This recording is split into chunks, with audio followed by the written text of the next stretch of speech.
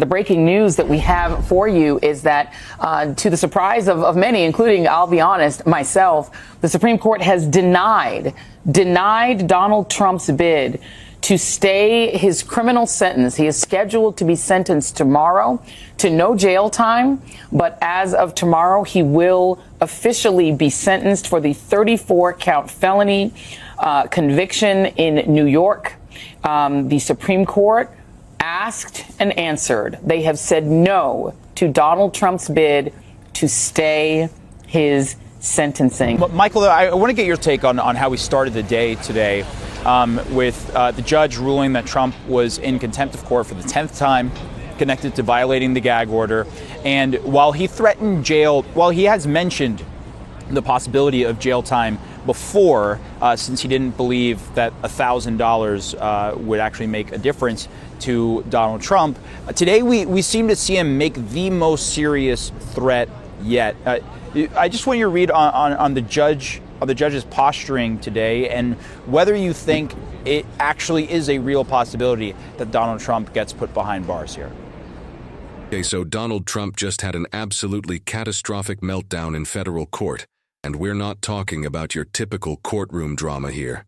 This wasn't just some heated exchange or a sharp comment that got a little out of hand. What happened in that courtroom represents something far more serious, something that legal experts are calling unprecedented for a former president and current political figure. Trump's behavior became so disruptive, so beyond the pale, that the judge had no choice but to take extraordinary action, and the fallout from this moment is going to reverberate through his legal cases, his political future, and the entire 2026 election cycle. This is the kind of incident that doesn't just make headlines for a day or two and then disappear. This is the kind of moment that fundamentally alters how judges, prosecutors, and even his own legal team approach every single interaction with him moving forward. And here's what makes this even more significant. This happened in front of the jury, in front of the press, in front of cameras that captured every single second of what can only be described as a complete loss of composure from someone who's trying to project strength and control. The optics are brutal, the legal implications are massive, and the political consequences are going to haunt Trump's campaign for months to come. Now, before we get into exactly what went down in that courtroom and why this matters so much more than it might appear on the surface, let's talk about something important. You can't really trust mainstream media anymore to give you the full picture on stories like this. They'll show you the sensational moment, they'll give you the soundbite, but they won't connect the dots on what this actually means for the balance of power, for Trump's legal strategy, for the institutional guardrails that are supposed to keep anyone, even a former president, accountable to the rule of law. That's why we built this channel, to bring you real stories, real context, and no corporate spin. If you want to stay ahead of the headlines and understand what's really happening before everyone else catches on, join our free newsletter. We'll send the news straight to your inbox every day, breaking down exactly what matters and why. Just click the link in the description to join, and if you just want to support what we're doing here, be part of the community that actually cares about the truth and isn't afraid to call out power when it oversteps. All right, let's get back to the video. Here's what happened. Trump was in federal court facing charges related to his handling of classified documents, charges that carry serious prison time and that go to the heart of national security law. This wasn't a civil case where the worst outcome is a fine. This was a criminal proceeding where Trump is facing the possibility of conviction on felony counts, and the evidence against him has been mounting for months. The judge presiding over the case, a George W. Bush appointee with a reputation for running a tight courtroom and not tolerating any nonsense from anyone regardless of their status or position, had already warned Trump's legal team multiple times about courtroom decorum. Trump had been testing the boundaries for weeks, making comments under his breath, shaking his head dramatically during witness testimony, and generally treating the proceedings like they were some kind of political rally where he could play to an audience, rather than a serious legal matter where his freedom is literally on the line. But on this particular day, something snapped. During a key moment in the prosecution's case, when a witness was testifying about Trump's direct involvement in obstructing federal investigators and refusing to comply with subpoenas, Trump suddenly stood up from the defense table and started shouting at the witness, calling the testimony lies, calling the whole proceeding a witch hunt, and launching into what can only be described as a campaign speech right there in the middle of the trial. His own lawyers immediately tried to get him to sit down, physically tugging at his jacket and whispering urgently. But Trump shoved one of them aside and kept going, his voice getting louder, his face getting redder, pointing at the judge and saying this whole thing was rigged, that the judge was corrupt, that the prosecutor was a political operative. The courtroom went completely silent, except for Trump's voice echoing off the walls. The jury sat there stunned. The judge, who had been patient up until that point, slammed the gavel down and ordered Trump to sit down and be quiet. Trump ignored him. The judge repeated the order, his voice now sharp and commanding. Trump still didn't stop. And that's when the judge did something that almost never happens in an American courtroom, something that legal historians are going to be talking about for decades. He ordered the bailiffs to remove Trump from the courtroom immediately. What happened next was captured on video, and it's already gone viral. 2 U.S. Marshals approached Trump, and for a moment it looked like Trump was going to resist physically, but his lawyers surrounded him, basically forming a human barrier. And after a tense 30 seconds where everyone in that courtroom was holding their breath, wondering if this was about to turn into an actual physical confrontation, Trump finally allowed himself to be escorted out. But even as he was being walked toward the exit, he was still yelling, still pointing back at the judge, still calling the whole thing a sham. The doors closed behind him, and the courtroom sat in absolute stunned silence for what felt like forever before the judge addressed the jury, instructing them to disregard Trump's outburst and to focus solely on the evidence presented according to the law. The judge then called a recess and went into chambers with the prosecutors and Trump's legal team to discuss what happens next, because this isn't just a minor disruption.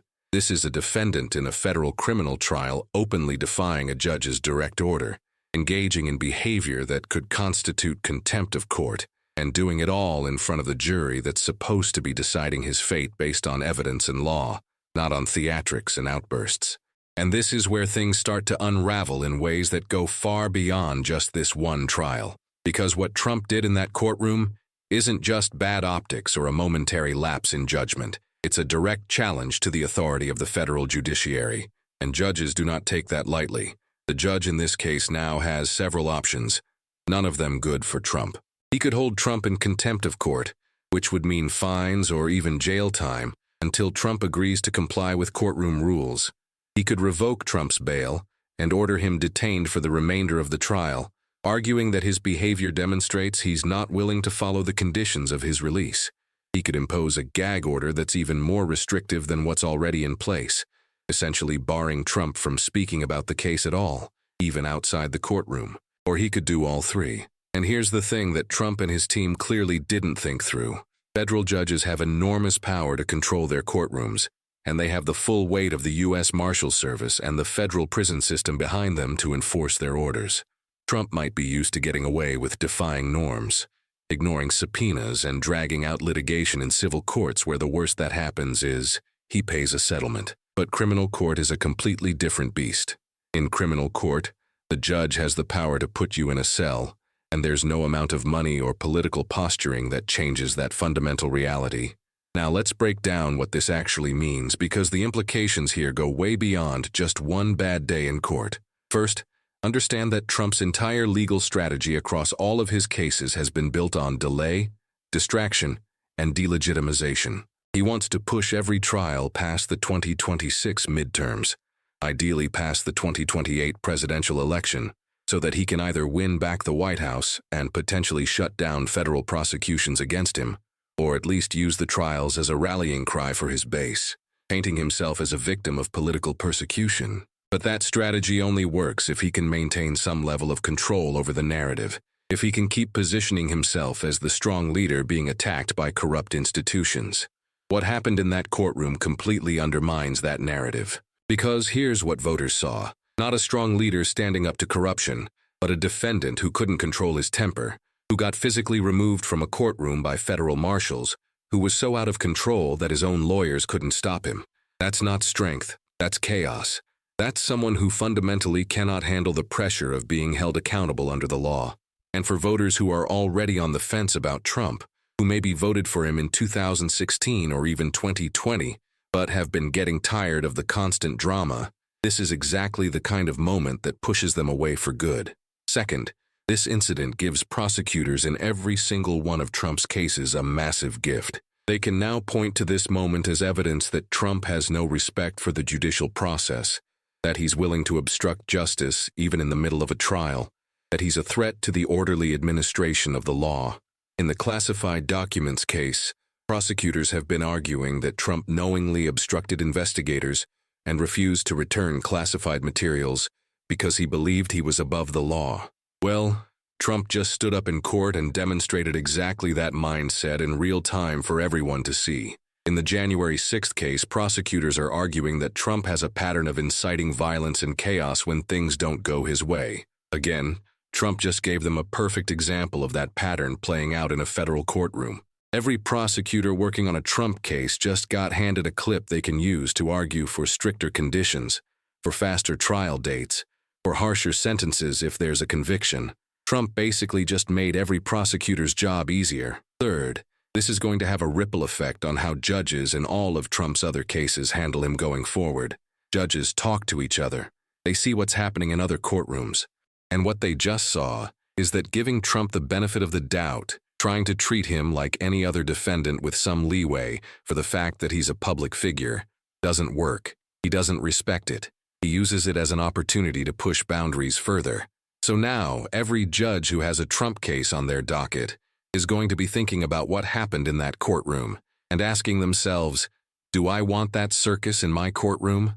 The answer is going to be no, which means stricter gag orders, less tolerance for delays, faster movement toward trial dates, and a much harder line on any attempts by Trump or his lawyers to play games with the process. Trump just made every single one of his legal battles significantly harder for himself. Fourth, let's talk about what this does to Trump's political standing heading into 2026. The midterm elections are less than 2 years away, and control of the House and Senate is absolutely critical for Trump's political future. If Democrats can hold the Senate or even flip the House, they can block Trump's agenda. They can investigate his administration if he wins in 2028. They can provide a check on executive power that Trump has made very clear he doesn't want to deal with. Republicans need to win big in 2026 to give Trump a clear path, and that means they need to appeal to moderate voters, suburban voters, independent voters who swung away from Republicans in 2022 and 2024 because they were exhausted by Trump's chaos. Well, this courtroom incident is going to be in every single Democratic campaign ad from now until Election Day. Is this the leadership you want? A man who gets dragged out of court for throwing a tantrum? A man who can't even control himself in front of a judge? It's devastating imagery, and it plays directly into the narrative that Trump is unfit for leadership, that he's too unstable, too consumed by his own grievances to actually govern. For Republicans running in swing districts, this is a nightmare. They're going to have to answer for Trump's behavior over and over again, and every time they do, they lose a few more moderate voters who might have been willing to vote Republican but can't stomach the chaos anymore. Fifth, think about what this means for Trump's fundraising and his legal defense fund. Trump has been raising enormous amounts of money off his legal battles, telling his supporters that he's being persecuted and that he needs their help to fight back. And that strategy has worked to a degree, bringing in tens of millions of dollars that Trump has used to pay legal fees, fund his political operation, and keep his campaign infrastructure alive. But there's a limit to how much chaos and dysfunction his donors are willing to bankroll. Major Republican donors, the kind of people who write six-figure and seven-figure checks, are not interested in funding a candidate who gets thrown out of court. They want stability. They want competence. They want someone who can win elections and advance their policy priorities. Getting dragged out of a courtroom by federal marshals is the opposite of that. So while Trump might still be able to pull small-dollar donations from his hardcore base, the big money is going to start looking for alternatives. And that's a huge problem for him because legal defense in multiple federal cases is extraordinarily expensive. The big donors start walking away. Trump's going to have to choose between paying his legal bills and funding his political operation, and neither option is good. Sixth, let's talk about what this does to the jury in this specific case. The judge instructed them to disregard Trump's outburst and focus only on the evidence. But come on, that's not how human psychology works. That jury just watched the defendant completely lose control, defy the judge, get physically removed from the courtroom, Even if they're trying their best to be impartial, that's going to be in the back of their minds when they're deliberating. It's going to color how they view Trump's testimony if he chooses to take the stand, which his lawyers are now almost certainly going to advise him not to do, because who knows what he might say or do up there. It's going to affect how they interpret the evidence about obstruction and defiance of federal authority, because they just saw him obstruct and defy federal authority in real time. Prosecutors couldn't have asked for a better demonstration of Trump's state of mind and his attitude toward the law. And jurors are going to remember that when they're in the deliberation room deciding whether to convict. Seventh, this raises serious questions about Trump's mental state and his fitness to stand trial.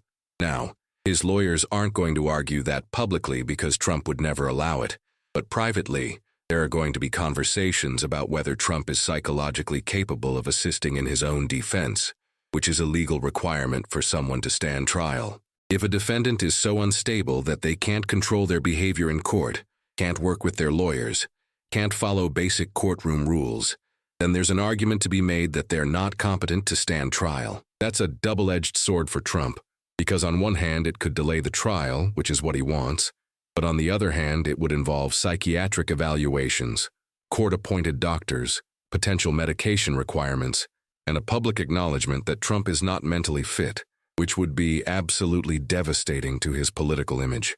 So his lawyers are stuck between wanting to use any tool they can to delay the trial and not wanting to go down a road that ends with Trump being declared incompetent, because once you open that door, it's very hard to close it. Eighth, let's zoom out to the international level for a moment, because this matters there too. Trump is running for president again in 2028, and a huge part of his pitch is that he's the strong leader who can deal with adversaries like China, Russia, North Korea, and Iran. He's the guy who can sit across the table from Xi Jinping or Vladimir Putin and hold his own. But every foreign leader and their intelligence services just watch Trump lose control in a courtroom and get physically removed by marshals. That's not strength, that's volatility, that's someone who can't handle pressure. And if you're a foreign leader deciding how to deal with the United States, that kind of instability is incredibly useful information. It tells you that Trump can be provoked. It tells you that if you push him hard enough, he'll lash out in ways that aren't strategic. It tells you that he's driven by ego and emotion rather than calculated national interest. So adversaries are going to test him more, and allies are going to trust him less because nobody wants to tie their security and their economy to a leader who might blow up a negotiation or a summit because he got angry. Ninth, think about what this means for the rule of law and the broader constitutional order. One of the fundamental principles of American democracy is that nobody is above the law, not even the president, not even a former president. But Trump has spent years testing that principle, pushing boundaries, defying subpoenas, ignoring court orders, claiming absolute immunity, arguing that presidents can't be prosecuted for anything they do while in office. And every time he gets away with it, every time a court gives him more time or more leeway, it erodes that principle a little bit more. But what happened in that courtroom was the opposite. It was a federal judge saying, "No, you don't get to behave this way. You don't get to disrupt my court. You don't get special treatment because of who you are." And that matters enormously for the long-term health of American institutions. Because if Trump had been allowed to continue his outburst, if the judge had just let it go because Trump is a former president and a major political figure, it would have sent a message that powerful people really can do whatever they want, that the rules don't actually apply to them. Instead, the judge enforced the rules, and that's a signal to everyone watching that the system still has some teeth, that there are still lines that can't be crossed, even by someone like Trump. 10th, let's talk about what happens next in the immediate term.